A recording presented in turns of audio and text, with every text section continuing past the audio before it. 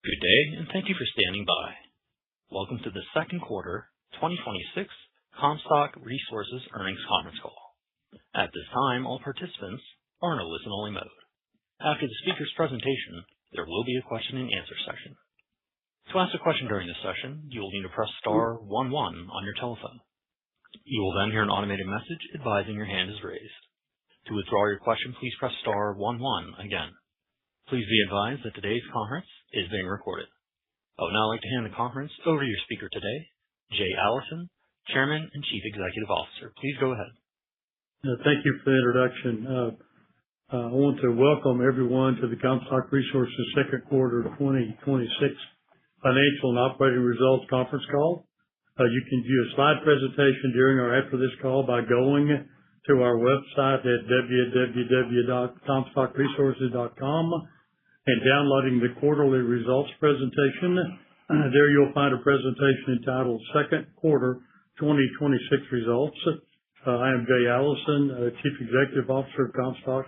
With me is Roland Burns, our President and Chief Financial Officer, Dan Harrison, our Chief Operating Officer, and Ron Mills, our VP of Finance and Investor Relations. Please refer to slide 2 in our presentations and note that our discussions today will include forward-looking statements within the meaning of securities laws. While we believe the expectations of such statements to be reasonable, there can be no assurance that such expectations will prove to be correct. On slide 3, if you turn there, we summarize the highlights of the second quarter. We did see the return of production growth in the quarter. Production increased 16% over the first quarter of 2026 and 1% over the second quarter of 2025. However, lower natural gas prices drove lower financial results in the quarter. Natural gas and oil sales, including realized hedging gains, were $332 million. Operating cash flow, excluding working capital changes, was $189 million or 65 cents per share. Adjusted EBITDA for the quarter was $245 million. Our legacy Haynesville Horseshoe and Western Haynesville drilling results are driving future production and reserve growth. 11 Western Haynesville wells turned to sales so far in 2026 with an average lateral length of 10,331 feet and a per well initial production rate of 31 million cubic feet per day. 22 legacy Haynesville wells turned to sales with an average lateral length of 12,052 feet and a per well initial production rate of 31 million cubic feet per day. 8 of the legacy Haynesville wells were Horseshoe wells. On June 15th, we completed our midstream equity placement by selling a 27% stake in Pinnacle Gas Service for $600 million, which we used to retire the Pinnacle's preferred equity and all of Pinnacle's outstanding debt, which I will discuss more detail on the next couple of slides. If you turn over to slide 4. On June 15, 2026, we sold a minority equity interest in our midstream subsidiary, Pinnacle Gas Service, to certain funds managed by Sixth Street. Sixth Street invested $600 million in Pinnacle to acquire a 27% non-controlling common equity interest. This transaction is another validation of the future potential of our Western Haynesville acreage, which is well positioned to service the growing demand for natural gas in our region. The Western Haynesville represents one of the largest undeveloped natural gas resources with access to the growing demand along the Gulf Coast. It will also serve the recently announced Texas Power Generation Hub in Anderson County, Texas. The transaction with Sixth Street represents an important milestone for Comstock and a strong validation of the value we have created in the Western Haynesville. With Sixth Street's investment, we strengthen our balance sheet by reducing debt and simplified PGS's capital structure. If you'll turn to slide 5. Sixth Street's investment of $600 million in Pinnacle Gas Service for a 27% stake implies a $2.2 billion enterprise value for Pinnacle. we retained a 73% controlling common equity interest in Pinnacle, which would have a $1.6 billion implied value. The strong valuation reflects the expected future production growth from our Western Haynesville drilling program. After the transaction, Pinnacle is now debt-free and is saving $40 million in fixed charges annually.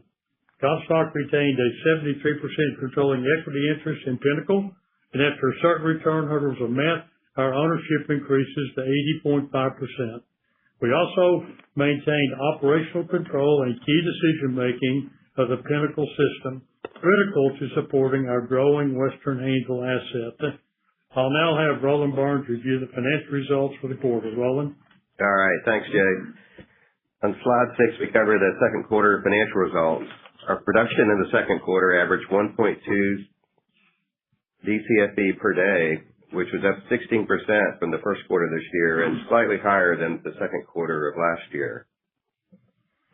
Our oil and gas sales after hedging were $332 million, reflecting the lower natural gas prices we experienced in the quarter. EBITDAX came in at $245 million, and we generated $189 million of cash flows in the quarter. We did report a $9 million profit for the quarter, or 3 cents per share. Included in that number was a $1 million mark-to-market unrealized gain related to our hedge book. If you exclude the mark-to-market gain and expiration expense, which is solely related to the seismic that we're shooting into Western Haynesville, and other non-recurring items, such as the gain on sales and the related income taxes to those items, we reported net income, similar net income of $8 million for the quarter, or also 3 cents per share. On slide 7 is the year-to-date financial results. Production in the first half of the year averaged about 1.2 Bcf per day also. Our oil and gas sales for the 6 months were $670 million. EBITDAX was $496 million, and we had $380 million of cash flow.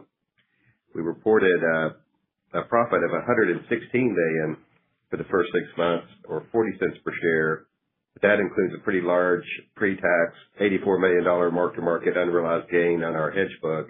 So if you exclude that gain, expiration expense, and other non-recurring items, and the related income tax effect of those, our adjusted net income would have been $48 million for the first 6 months of this year, or 16 cents per share. Slide 8 breaks down the natural gas price realizations we had in the quarter. In the quarter, the weighted average NYMEX settlement price averaged $2.89, and the weighted average Henry Hub spot price for the quarter was $2.93. So 32% of our gas was sold in the spot market, so the approximate NYMEX reference price would have been about $2.91 for our production. Our realized gas price during the second quarter averaged $2.54, reflecting a 35-cent basis differential compared to the NYMEX settlement price, and a 37-cent differential compared to the reference price. In the second quarter, we were 63% hedged, which increased our realized gas price for the quarter to $2.93. Slide 9, we detail our operating costs per Mcfe and our EBITDAX margin. Our unit operating costs returned to normal levels in the quarter compared to where they were in the first quarter of this year. Our operating costs per Mcfe averaged 77 cents in the second quarter, which was improved 16 cents from the first quarter rate, and was in line with where we were really in the second half of last year. Lifting cost was down 4 cents per Mcfe. G&A was down 3 cents per Mcfe. Both of those improvements were due to the higher production level in the quarter. Production and ad valorem taxes were also down by 4 cents in the quarter. Some of that was due to the lower gas prices we had, but also the divestitures that we completed last year, helped reduce our ad valorem taxes in the quarter. Gathering costs were down 5 cents in the quarter. That's also due to the higher production level and utilizing more of our firm transportation. our EBITDAX margin in the quarter improved at 74%. On slide 10, we recap our spending on our drilling and other development activity, in the quarter and for the first half of this year. We spent a total of $390 million on development activities in the second quarter and $734 million, during the first half of this year. In the first 6 months of this year, we've drilled 22 or 19.4 net horizontal Haynesville wells and 12 or 11.5 net Bossier wells for a total of 34 or 30.9 net wells.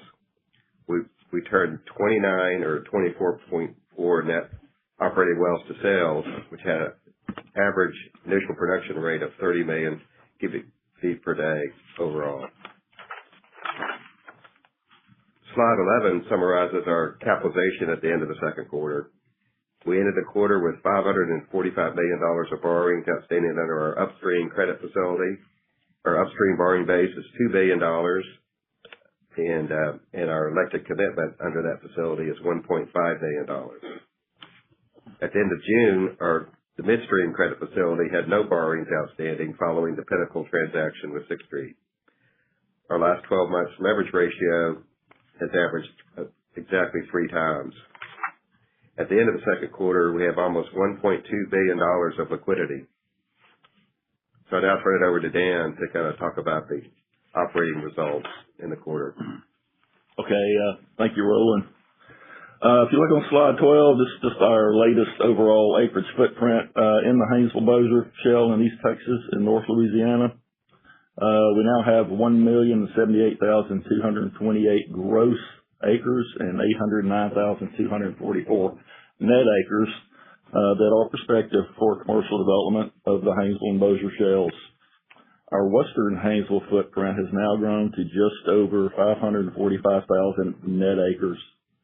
We currently have just over 264,000 net acres located in our legacy Haynesville area. We have 41 wells currently producing on our western Haynesville acreage. We have another 13 wells that are in various stages of development. Slide 13 outlines the drilling inventory in our legacy Haynesville area. At the end of the second quarter, we have 926 gross operated locations with a 77% average working interest. This is 717 net locations. We have 779 gross non-operated locations with a 13% average working interest, or 99 net locations. The drilling inventory is divided into our 4 different groups based on lateral length. 449 of our 926 gross operated locations, or nearly 50% of the inventory, have laterals surpassing 10,000 feet, while the average lateral length in the inventory now stands at 10,153 feet. The gross operated inventory is evenly split, with 51% of our locations in the Haynesville and 49% of our locations in the Bossier Shale. Our legacy Haynesville inventory also includes 113 gross horseshoe locations, with 53% of those in the Haynesville and 47% in the Bossier. We are currently running 5 rigs on our legacy Haynesville area, and this inventory provides us with a long runway future drilling locations. Slide 14 outlines our estimated drilling inventory in the western Haynesville. We have 3,277 gross operated locations and 2,528 net locations in the western Haynesville, which equates to an average working interest of 77%. Our total net locations are estimated, since much of our western Haynesville acreage has not yet been unitized. We have the western Haynesville inventory also divided into our 4 different groups based on the different lateral lengths. And in this inventory, we do not have any short laterals less than 5,000 feet. 1,321 of the 3,277 gross operated locations, or 40%, have laterals surpassing 10,000 feet. 61% of our gross operated locations have laterals surpassing 8,500 feet.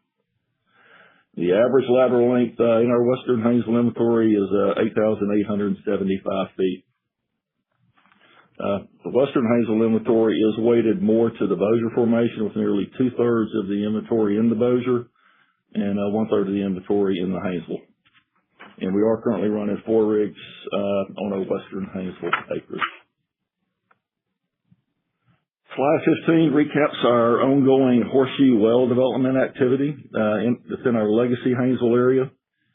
To date, we have drilled a total of 19 horseshoe wells to total depth, and 11 of these horseshoe wells have been turned to sales. We continue to realize significant cost savings with the horseshoe development compared to the alternative of drilling the shorter 5,000-foot laterals. Our well performance has also met expectations, as we have our average IP is 31 million a day for all 11 horseshoe wells that we have turned to sales. For the year, in 2026, we plan to drill a total of 16 horseshoe wells and turn 17 of those to sales. Our drilling inventory does include the 113 horseshoe locations. Slide 16 outlines our average lateral lengths drilled based on the wells that have been drilled to total depth. The average lateral lengths are shown separately for the legacy Haynesville and for the Western Haynesville. In the second quarter, we drilled 13 wells to total depth in the legacy Haynesville area. Those had an average lateral length of 11,457 feet. The individual laterals range from 9,495 feet up to 15,564 feet. Our longest drill to date in the legacy area is still at 17,409 feet. In the second quarter, we also drilled 4 wells to total depth in the Western Haynesville with an average length of 10,281 feet. The individual laterals range from 7,873 feet up to 14,783 feet. The longest lateral drilled to date in the Western Haynesville is 14,783 feet. And to date, we've drilled a total of 50 wells to total depth in the Western Haynesville. 21 of these wells have laterals exceeding 10,000 feet. Slide 17 summarizes the 22 wells that we've turned to sales in our legacy Haynesville area so far in 2026. The average lateral length was 12,052 feet, and the individual laterals ranged from a low of 9,304 feet up to a high of 15,772 feet. The average IP for the 22 wells was 31 million cubic feet a day, and included in these results are 8 of our horseshoe wells. Slide 18 outlines the 11 wells that we've turned to sales on our Western Haynesville acreage so far this year. These 11 wells had an average lateral length of 10,331 feet and an average initial production rate of 31 million cubic feet per day. The last 5 wells we've turned to sales since our first quarter update have ranged from 30 to 35 million cubic feet a day. And again, we have a total of 41 wells currently producing in our Western Haynesville area. Slide 19 highlights our drilling efficiency in the legacy Haynesville area. These are for our benchmark long lateral wells, so all the wells greater than 8,500 feet long.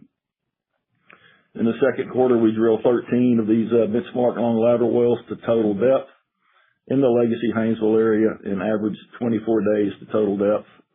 Correspondingly, we averaged 1,017 feet drilled per day in our legacy Haynesville area, which represents a 10% increase versus the first quarter of 2026. 6 of the 13 wells we drilled in the second quarter were horseshoe wells. Slide 20 highlights our drilling progress in the Western Haynesville area. During the second quarter, we drilled 4 wells to total depth in the Western Haynesville. This gives us a total of 48 wells drilled to total depth through the end of the second quarter. We averaged 59 drilling days for the 4 wells drilled to total depth during the quarter. This is an increase of 2 days compared to the first quarter. This is also reflected in the drilling speed of 469 feet per day during the second quarter, which is 2% lower than the first quarter. The main driver affecting the lower drilling efficiency in the second quarter was the depth. The deeper depths mean higher temperatures. The average true vertical depth for the 4 wells drilled in the second quarter was approximately 1,200 foot deeper than the average TBDs of the 5 wells we drilled in the first quarter. Slide 21 details our D&C cost through the second quarter for the benchmark long lateral wells in the legacy Haynesville area. These costs reflect all of our legacy Haynesville wells with laterals greater than 8,500 feet. The drilling costs are based on the quarter in which the wells reached TD, and the completion costs for the quarter are based on the quarter in which the wells were turned to sales. During the second quarter, we drilled 13 of our benchmark long lateral wells to total depth. The second quarter drilling cost averaged $710 a foot, which is a 1% increase compared to the first quarter. Although we drilled 6 horseshoe wells in the second quarter compared to 4 horseshoe wells in the first quarter, we were able to keep our drilling costs nearly flat due to better drilling performance on our horseshoe wells in the second quarter. During the second quarter, we also turned 12 of our benchmark long lateral wells to sales on our legacy Haynesville acreage, and 5 of these were horseshoe wells. The second quarter completion cost came in at $680 a foot, which represents a 4% increase compared to the first quarter. And the higher completion cost in the second quarter was the result of just slightly higher costs associated with some longer drill outs and also slightly higher flowback costs. On the drilling side in the legacy Haynesville, we are continuing to deploy rotary steerable drilling technology. We're using this particularly on our horseshoe wells, making really good progress and having improved repeatability. On slide 22 is a summary of our D&C costs through the second quarter for all wells drilled in the western Haynesville. During the second quarter, we drilled 4 wells to total depth in the western Haynesville with an average lateral length of 10,281 feet. Our second quarter drilling cost averaged $1,738 a foot. This represents a 13% increase compared to the first quarter. Our higher drilling cost in the second quarter was attributable to the wells encountering some steering difficulties in the laterals, resulting in additional trips and BHA runs. The higher drilling cost for these 2 wells was partially offset by the lower drilling costs associated with our first big hole record long lateral that was also drilled in the second quarter. That well was drilled at an attractive cost of $1,306 per lateral foot, which is 25% lower than our quarter average. During the second quarter, we also turned 4 wells to sales in our western Haynesville acres that had an average lateral length of 9,439 feet. The second quarter completion cost averaged $1,609 a foot. This is a 5% increase compared to the first quarter. The higher completion costs in the second quarter can be attributed to higher proppant loading, had a lower average lateral length in the second quarter compared to the first quarter, and we had a higher percentage of single well pads that we completed in the second quarter.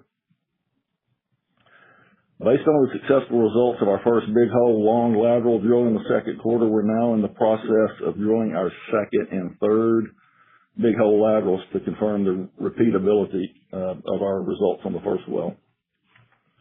The big hole lateral creates lower downhole temperatures, which leads to longer, more reliable runs from our downhole drilling assemblies. And also this fall, we will be deploying our first 10,000 PSI rig in the western Haynesville, which will increase our drilling speeds in both the vertical and the horizontal hole sections. Also near term, we will be testing some new higher temp rated drilling motors, which we expect to lead to longer runs, better drill times. And then on a more longer timeline, we're continuing discussions with some of our industry partners regarding the development of a 20,000 pound frac spread, which would allow us to significantly increase our frac efficiencies and generate superior performing wells with higher EURs. This would be a 2027 event. And I'll now turn the call back over to Jay. Excellent report, Dan. Thank you, Roland. If you'll turn to page 23, we'll summarize our outlook for 2026. As you can tell, our primary goal continues to be advancing a western Haynesville that will position Comstock to benefit from a longer-term growth in natural gas demand.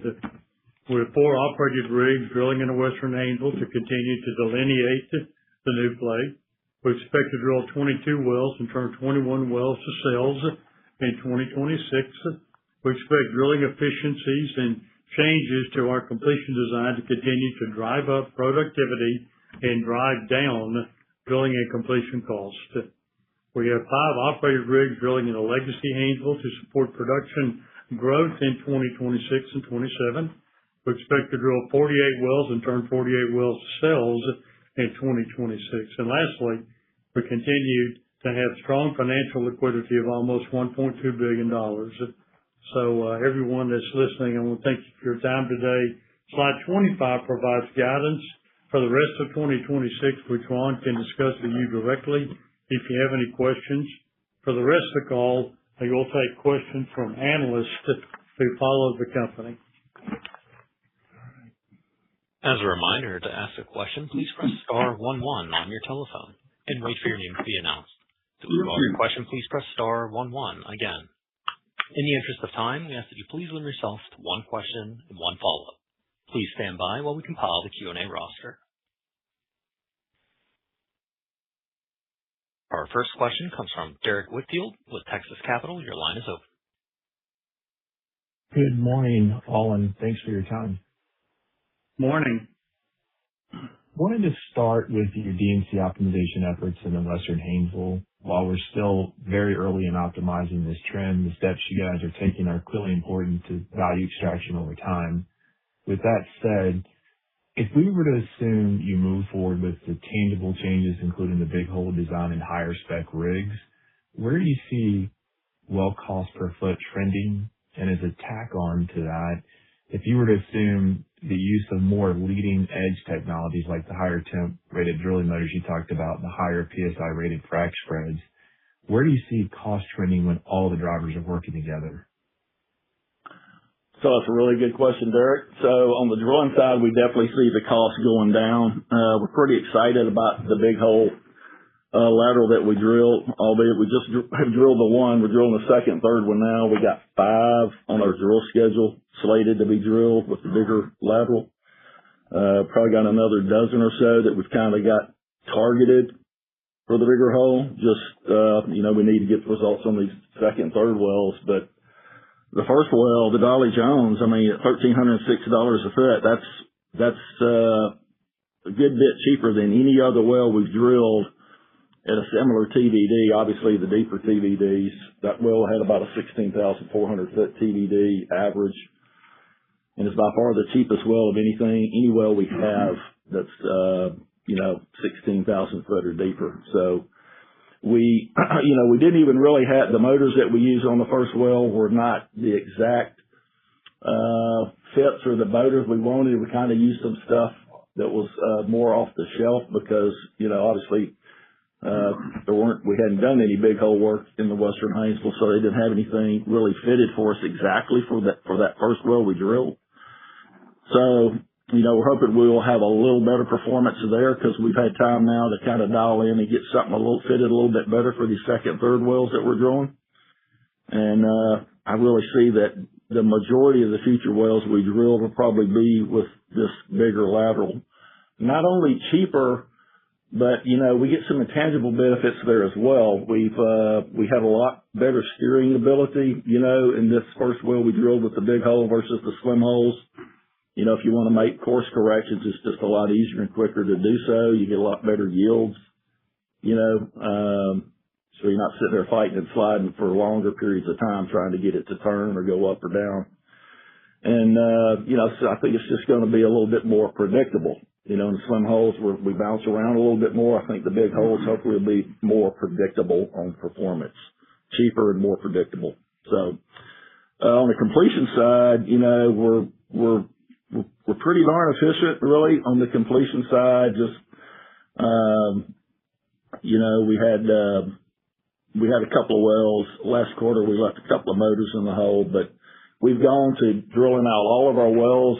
Basically, we've quit running motors on our drill outs. We basically just, we do everything with stick pipe in the Western Haynesville, snubbing units and stick pipe. And now we don't run motors anymore. We just basically, put a bit on the end of the pipe and we go to the bottom, and that eliminates a ton of risk. doesn't really add any time. And, that's possible because of all of this technology, with these modern plugs, they're dissolvable. So really, we say we drill out plugs to the bottom, but it's really you're really more washing the bottom. And occasionally, you hit a couple of spots you got to drill through. But so I think going forward, we're going to have a whole lot less risk of, any kind of little hiccups on the completion side. Now we are pumping the larger fracs. We started pretty much with all the wells we completed in the second quarter were either 25 or 50% larger proppant loading than, before that. Seeing really good pressures at the rates we're flowing at initially, and we think it'll definitely bear fruit on the higher EURs. We got, everybody knows we have to wait to prove that out. But, so for the cost on the completion side, they're with the bigger fracs, obviously that goes up. So I see we're going to be going cheaper on the drill side. We're going to be going a little bit higher on the completion side. So overall D&C cost, depending on which one of those in the future kind of maybe weighs the most. I think we're looking at something pretty similar to where we've been because we've been, we're going to get that drill cost going down with these big hole laterals. And so even though we're pumping the big fracs, we're not going to see any higher cost, but it's going to be the same or a little bit cheaper. Great. Thank you. Our next question comes from Charles Meade with Johnson Rice. Your line is open. Good morning, Jay, Roland, and Dan, to the rest of your team there at Comstock. Dan, maybe the first one. Yeah, thank you, Jay. Jay, maybe this is for you, maybe it's for Dan, but I think you guys have done a great job explaining why this big hole design is helping you on the drilling side. But I'm curious if you'd offer any kind of opinion on what it might ultimately, what it might mean for well productivity once you complete the well. And I imagine that, with just the larger internal diameter, you're going to have an easier time getting your fracs off. But maybe you can talk about what it might mean on the cost side of the completion, but more importantly on the productivity of the well. Well, I think it's going to let us get, on average, these big hole wells, we're probably going to be looking at longer laterals, which, the longer the lateral gets, it gets, just the toe stages are just a little further out, takes a little more horsepower. So running that bigger pipe, in general, conceptually, right, it creates a little bit lower treating pressure with the bigger pipe, less pipe friction, get a little more rate, get a little bit better frac efficiency, pump a little faster, shorter pump time. So it creates all of those things for you. But, the biggest, obviously, the drilling side is where it really just makes the big difference for us. And, so like I said, we had expectations for the first well. We beat those expectations, and now we just need to show that it's repeatable, with second and third well. Well, like Dan said, I do think that what he said, we do have a line of sight through drilling, techniques, which we've implemented on these 50 wells. We have been tweaking our completion designs, and all that is, the Derek had asked, it should materially drive down cost, and it'll enhance well productivity, Charles. I think that's what you're asking about. It is amazing, and Charles, you're one of the bigger ones out there that have known us for a long, long time. You're actually seeing the birth of a major natural gas field every 90 days. Every 90 days we show you everything, which is, that's unusual, but we're 50 wells into it, and we're super pleased with where we have come from, where the future's taken us, and as everyone is still on this call, it is all driven by the demand for natural gas, because there is inventory depletion. And what we don't have, we don't have to buy inventory. So everything really focuses on not what we paid for inventory. Well, we paid not much for inventory. We really spent our money on drilling and completion side. So, I would ask all of you to look at that and say, if you own the footprint You don't have a lot in it, and the reserves are there, and you've drilled maybe 60, 70, 80 miles apart. And we've got some peer companies out there that are now in the game, which we're their biggest cheerleader. And those wells look good. That we are as a group, as an oil and gas sector, we're trying to de-risk because we do need another major gas field in Texas near LNG corridor, near the data center demand. And I think we're going to deliver that. So that's everything we do. That's our goal. Got it. Thank you, Jay. And then if I could ask about these the U-turn of horseshoe wells in the legacy Haynesville, I think for the second quarter in a row now, your highest IP has come from a horseshoe well in the legacy Haynesville. And I believe, but maybe you can confirm, part of that is because you've got these kind of stranded single section units in some of the best parts of the Haynesville that were developed early, and that's why they're stranded now. But other than that, is there something else going on? Maybe with your different frac recipe that you're still breaking new ground as far as productivity in the legacy Haynesville with these wells? So we don't pump a different frac design on the horseshoe wells. It's still the same proppant loading, fluid loading that we pump in the other wells. I will say that, the execution has been pretty flawless. We just haven't run into any kind of issues that I think a lot of people may, fear or expect, before they try one. If you don't know it's a horseshoe well and you're sitting there, completing the well, you really can't tell the difference. But I'll say that the rotary steerable work that we kind of started here a few quarters ago, it's really the big benefit we're getting from it is on these horseshoe wells because we're able to drill, the curve and all of that horseshoe turn instead of sliding with a conventional assembly. We're rotating the whole time all the way around, right, as we're turning that well around 180 degrees. So it's definitely helped us shave some time off of what we thought those looked like in the beginning. But, on performance, it really is, mostly I think where a lot of those wells are. A lot of the horseshoe wells we've drilled are in good type curve areas because they were stranded. Like you said, we weren't going to drill them as 5,000 foot laterals, and just due to the efficiency. And so, they haven't disappointed for sure. They look really good. And we fanned that out. They've all been in Louisiana so far. We've drilled 3 horseshoe wells in Texas. We've completed our first one and we have it on flowback now. So we'll see how those look on the next call. Well, and Charles, I think that the thesis of the oil and gas sector, 2 or 3 years ago, nobody drilled a lateral, much less a 15,000, 20,000 foot lateral. Only several years ago, you're really drilling horseshoes. That's all technology. And, we use this rotary steerable, and all of a sudden we've added 114 new locations that were there, but they weren't as economic. We take that technology and we can drill in 2008 and help discover the legacy Haynesville Bossier. All we're doing now is just we're moving one more checker to show what we think we can be doing in the Western Haynesville. Those questions are great. It is all driven by technology. So everybody that's asked a question has asked the right question. That is great detail. Thank you, Jay. Thank you. Thank you. Our next question comes from Kevin McCurdy with Pickering Energy Partners. Your line is open. Hey, thanks for taking my question.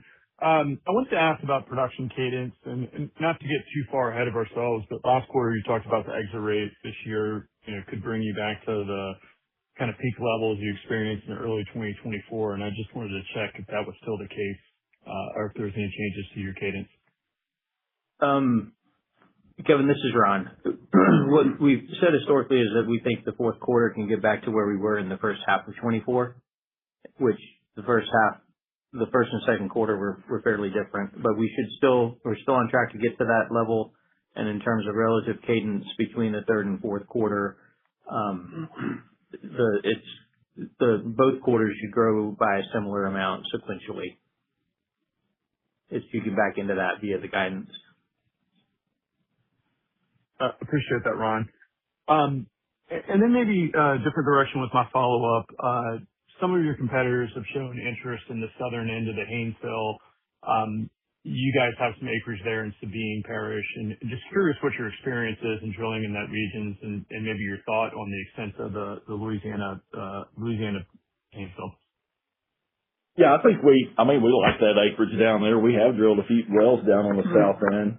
We don't, the meat of our acreage is not really down in that area, but I think we have a couple of horseshoe wells planned for, I can't remember if it's later this year or early next year, that are going to be down on the south end. So yeah, no, we've got some good wells down there. Bossier and Haynesville are both, really good performing. And so definitely not against it. Just, it's just where it layers into the drill schedule amongst all the other opportunities. Thanks. Appreciate that. Thank you. Our next question comes from Jacob Roberts with TPH & Co. Your line is open. Good morning. Morning. I wanted to start on leasing with the increase to the overall Western Haynesville position by, I think, 5,000 acres or so.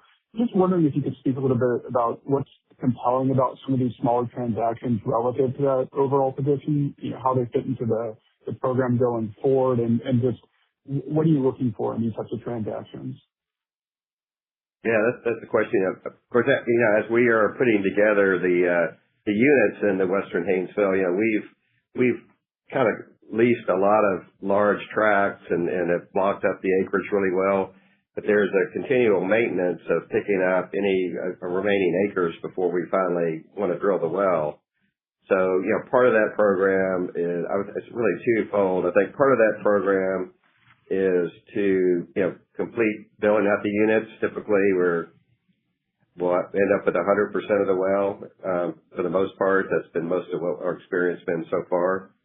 And then on there is a little bit of extensional areas that we like based on reprocessing seismic and stuff that are maybe the other part, just where we see but I don't think it's really very large, but, just, as we kind of fill in, any gaps that are available, maybe a lease becomes available that wasn't available earlier. So, obviously we monitor that.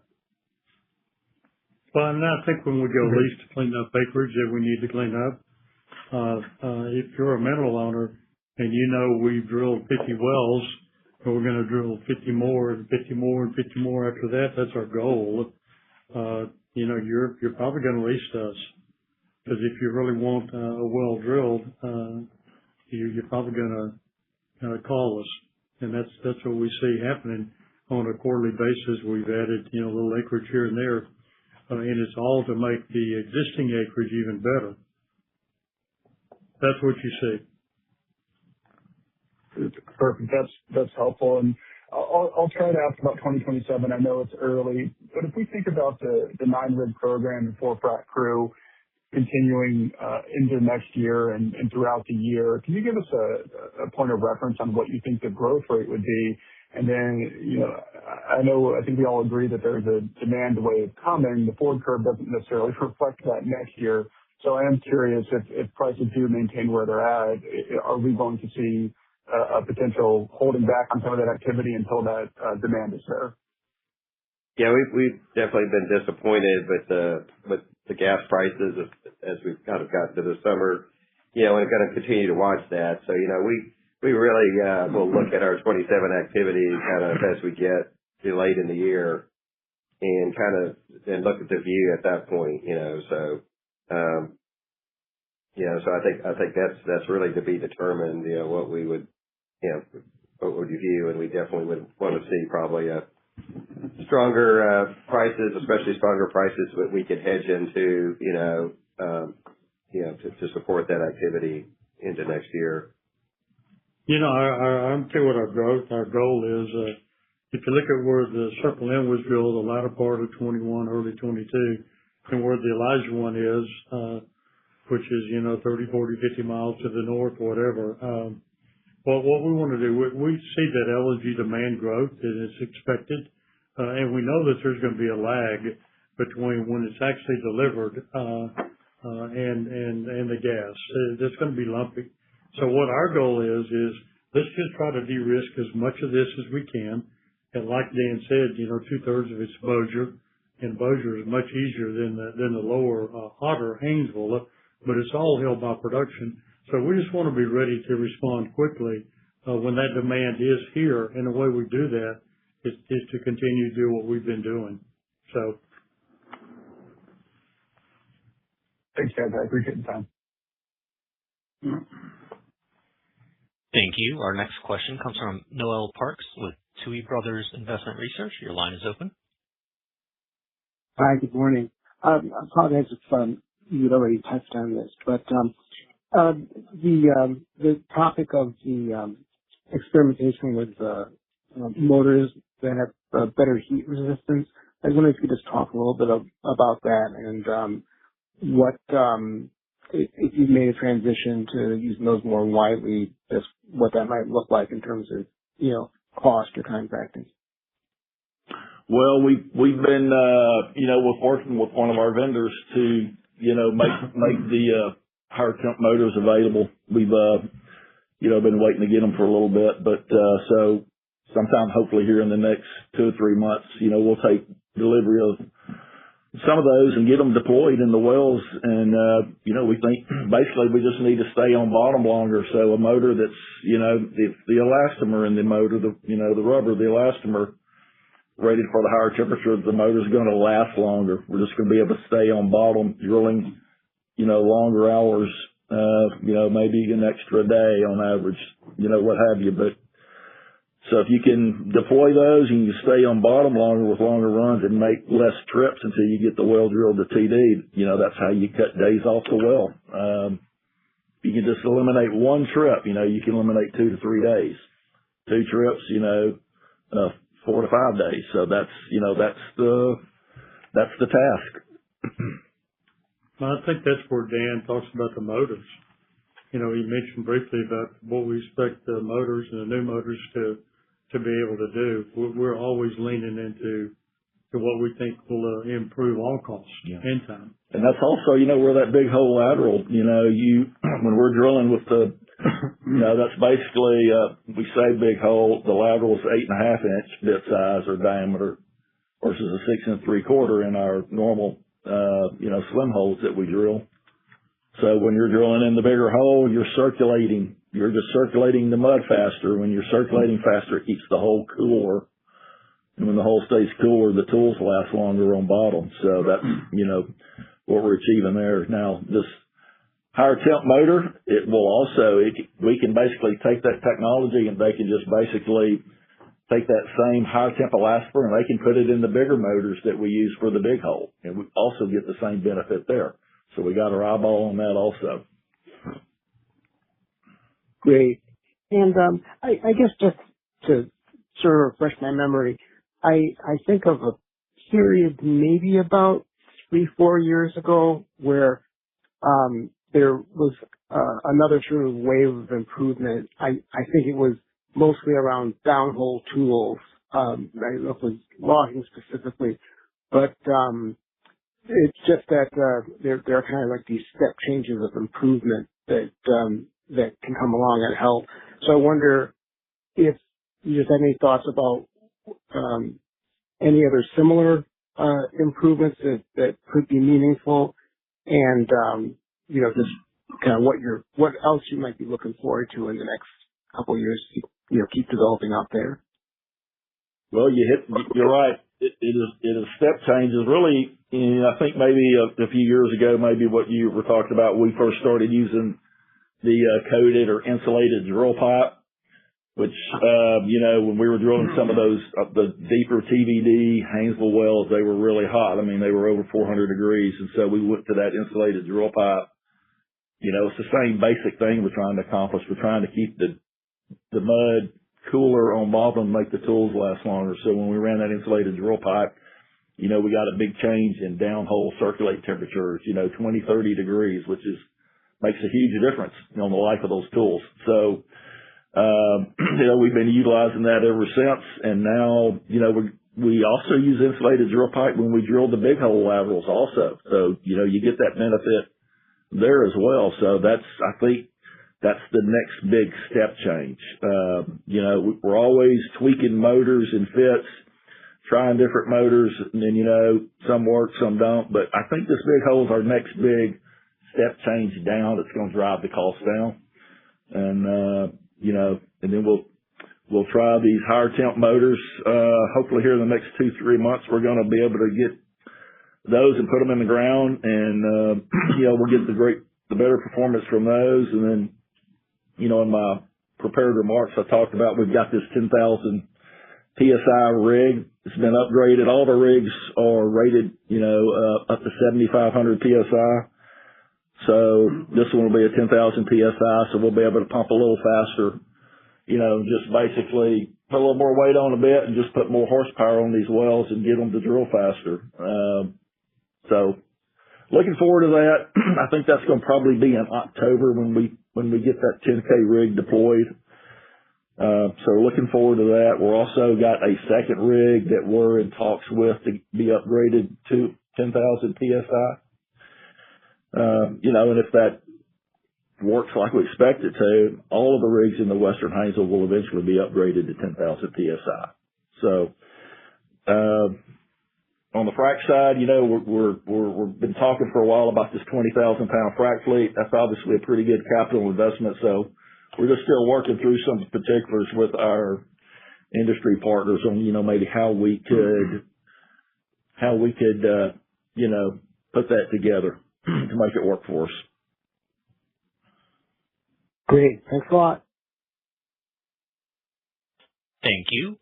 Our next question comes from Carlos Escalante with Wolf. Your line is open. Hey, good morning, team. Thank you for taking my question today. Dan, Carlos, I'd like to ask. Research reports, your headlines. I always look at that. Tells me what your heart's saying. Oh, Lord, Jay. Well, thank you. We can take that offline. Dan, question for you on the completion side. I guess we want you to help us parse through the headline D&C cost trend, particularly as you've been ramping on your pound per foot on the proppant side, and you've been fracking on tighter stages. I wonder if you can perhaps walk us through, what batch of wells you think it would be a good proxy for us in the market to look at and perhaps for us to think, okay, well, this batch of wells is close to what they think is the ultimate completion design, because it does feel like you feel good about the larger fracs overall.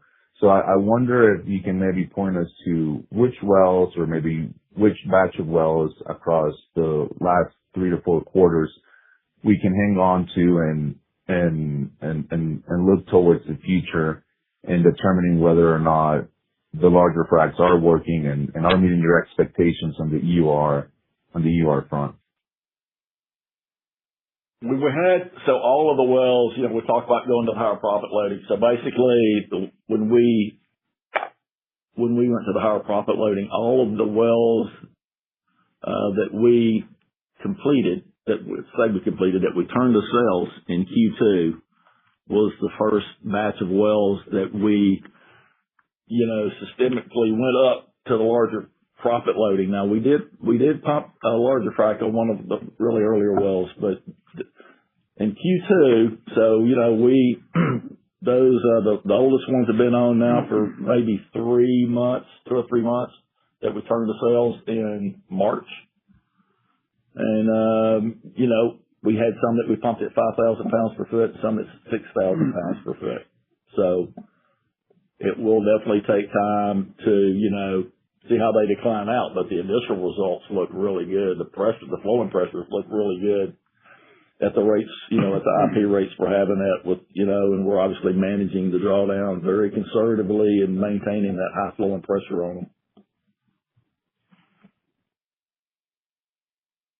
Got it. Got it. And so just to clarify, did you ramp the prop unloading at the same time you started doing tighter frac stages, or were those independent of each other? Those are independent of each other. So we went to the tighter cluster spacing and the smaller stages last year, and had, when we were still pumping our standard frac design at 4,000 pounds per foot. We've maintained that spacing, smaller stage spacing. We've maintained that as we've increased the proppant loading. Okay, that makes sense. And then my follow-up, and I hope this is going to make sense, but because you're executing an ongoing HBP campaign, but presumably most of your initial leases perhaps conform to a different set of unit optimization parameters. Is it fair to say that since you're working on leases that were signed 5 years ago and you're holding acreage today, that because of the age of them, that you were confined and have been confined to drilling, or you're being constrained to drilling shorter laterals than you would like today, if it was an HBP-free campaign, if you will, and you were purely trying to optimize and appraise wells the best way you could? Well, definitely the drilling program, like we said, is based on holding acreage and the age of, so you're not able to see the most optimal places you can drill, and then that's been the nature of the drilling program, and it'll slowly shift. We're able to drill some infill wells later, but that's the nature of it. That's correct. That you're really looking at using your program to make sure you put these term leases into held by production status. Yeah, I think that's a good point, Carl, because we haven't drilled on a pad for infill development where you drill 6, 7, 8, 9, 10, or 15 wells off a pad. We've not attempted to do that at all, even though you've got the gathering there, you've got the pad there, you've got, cost to come down materially. What we've attempted to do was, on a very cautious basis, we tried to lean into technology. We have looked at our debt level. We want to manage our debt level. We want to improve execution. And along the way, Carlos, again, I read everybody's research report. I think that kind of hold hands here together. That Dolly Jones well, Dolly's a big word and Jones is a big word. You stick them both together. At Dolly Jones, it should be a big whole well success, 8.5 inches. We're delivering that. I think that if you hold hands and you've got NextEra out there, NextEra sees abundant reserves. They see what others don't have. We have pipelines, transmission infrastructures. They're already on the ground. It's a perfect site between Dallas, Houston, and Austin. But then you're really looked at hard with 6th Street. That should make Carlos you happy. They manage $135 billion. They see this growth, and they see the need for Pinnacle.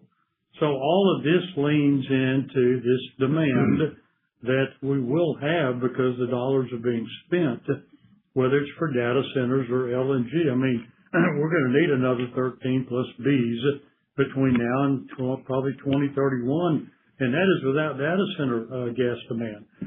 Those are the things that we're doing, and we are under the microscope every 90 days.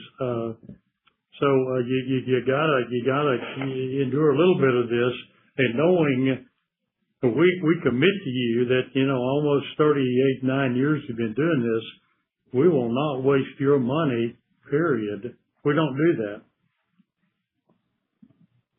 Yeah, I appreciate it, and really not to hijack here the conversation, but just to drive the point home, that what Dan said, that when drilling costs per foot are going to come down and completion costs are going to go up because of the larger fracs. So all things equal, it's going to be roughly the same. That does not include and that does not factor in larger pad developments where your overall cost, because you have synergies, are going to come down. Fair to say that? Right. You're kind of comparing this play to a very mature play in the legacy Haynesville where this cost was incurred years ago, and now we're drilling wells that have, on pads that we've already paid for. Here a single well is bearing all these costs. So, I think the future costs are going to be significantly lower than our current costs now, just for the nature of developing out what we've proven up, and perfecting the completion design and the drilling design, and I do think that, the other element is, we do feel like, given the pressure of the reservoir, the quality of the formation that we've now taken cores and studied, we do think the larger fracs are going to yield larger EURs, and out of the gate, like the wells completed this quarter, the pressures are significantly higher than, and I think that's going to bode well for their EURs, but we're going to have to let them have some time to prove that out. Yeah, Carl, it's like, like Roland said, if you go to the Barnett, or you go to the Permian, Delaware, or the Midland Basin, you go to our legacy, those interstate highways have already been built, and then they come back and build buildings along the side of them. We're building the road, and then we own everything on the side of it. And where are we going? Well, we're going to the Federal Power Generation Hub. It's tremendous upside of where we're going, and that should begin, latter part 27, 28. But that's where we're going, and it's in Anderson County. I mean, we created that story, and every 90 days you get to look at it. Thank you. This concludes the question and answer session. I would now like to turn it back to Jay Allison for closing remarks. They say the fewer words you say, the less you have to be accountable for. So my closing is thank you for having your ears tuned to a definitely pure play natural gas company. Thank you. This concludes today's conference call. Thank you for participating. You may now disconnect.